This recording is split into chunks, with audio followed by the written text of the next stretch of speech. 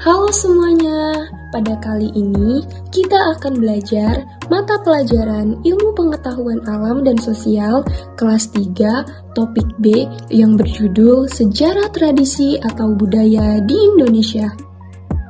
Nah, apakah kalian tahu apa itu tradisi?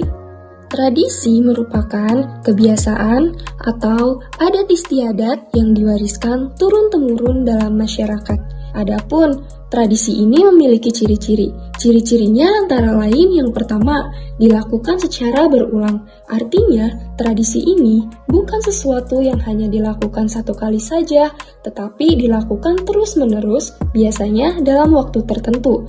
Selanjutnya, yaitu memiliki makna simbolis. Tradisi biasanya memiliki arti khusus yang tidak selalu terlihat secara langsung. Selanjutnya, mengajarkan nilai-nilai kehidupan, yang berarti tradisi ini tidak hanya untuk hiburan saja, tetapi juga mengandung pelajaran moral atau ajaran tentang kehidupan. Adapun contoh dari tradisi ini adalah upacara adat, tarian tradisional, lagu daerah, dan ritual keagamaan. Negara Indonesia mempunyai wilayah yang luas, yang tentunya memiliki banyak sekali tradisi di setiap daerahnya. Pada kali ini, kita akan membahas 4 tradisi yang ada di Indonesia.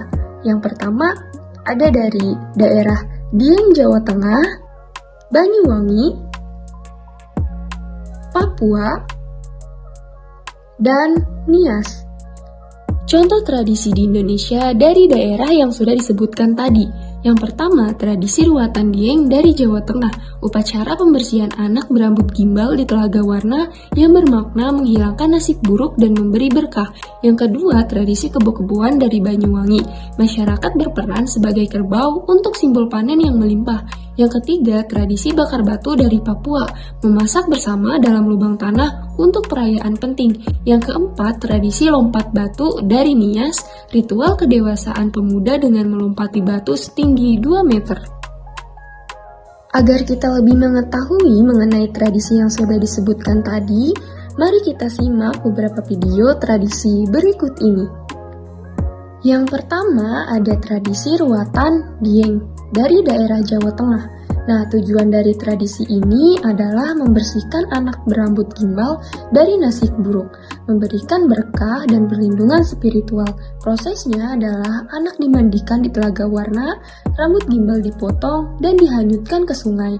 Nah, adapun makna simbolisnya adalah menghubungkan manusia dengan alam dan leluhur. Selanjutnya adalah tradisi kebo-keboan dari daerah Banyuwangi. Adapun tokoh legenda dari tradisi ini adalah Mbah Buyut Karti, yang dipercaya sebagai tokoh yang menggunakan kerbau untuk mengatasi wabah penyakit dan kekeringan di Banyuwangi. Adapun kisahnya adalah Mbah Buyut Karti ini memimpin warga menyelamatkan desa dengan bantuan kerbau. Tradisi kebo-keboan ini dilaksanakan untuk menghormati jasanya. Selanjutnya ada tradisi bakar batu di Papua. Nah, apa itu bakar batu? Bakar batu itu tradisi memasak dengan memanaskan batu dalam lubang tanah. Tujuannya itu untuk merayakan peristiwa penting seperti pernikahan atau kelahiran atau juga bisa perdamaian. Nah, prosesnya ini batu akan dipanaskan dalam api. Makanan seperti daging, umbi, atau sayur itu dimasak di atas batu yang tadi sudah dipanaskan. Proses memasaknya ini membutuhkan waktu berjam-jam ya. Makna dari bakar batu di Papua ini yaitu sebagai simbol kebersamaan dan gotong royong.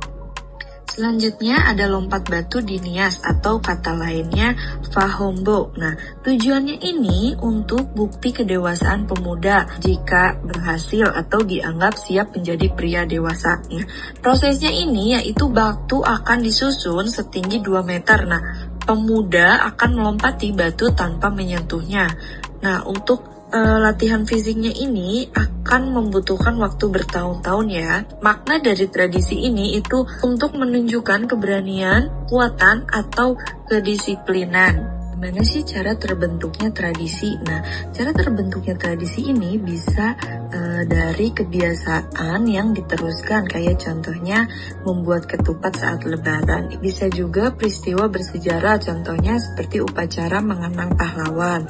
Bisa juga dari warisan leluhur, contohnya kayak cerita rakyat atau teknik membatik. Ini akan menjadi turun-temurun yang diwariskan dari generasi ke generasi. Lalu nilai-nilai apa saja sih yang ada dalam tradisi? Nah, yang pertama itu ada satuan atau Bhinneka Tunggal Ika. Yang kedua ada gotong royong seperti Bokebon di Banyuwangi. Nah, yang ketiga ada kebersamaan, yaitu contohnya tradisi bakar batu di Papua.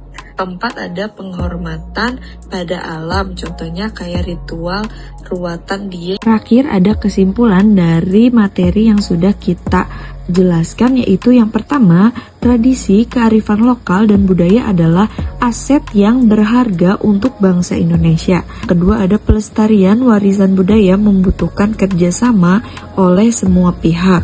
Nah, yang ketiga, dengan menjaga keidentitas budaya, kita dapat mengkontribusi positif dalam masyarakat global. Terima kasih sudah menonton materi hari ini ya. Sampai jumpa di materi selanjutnya.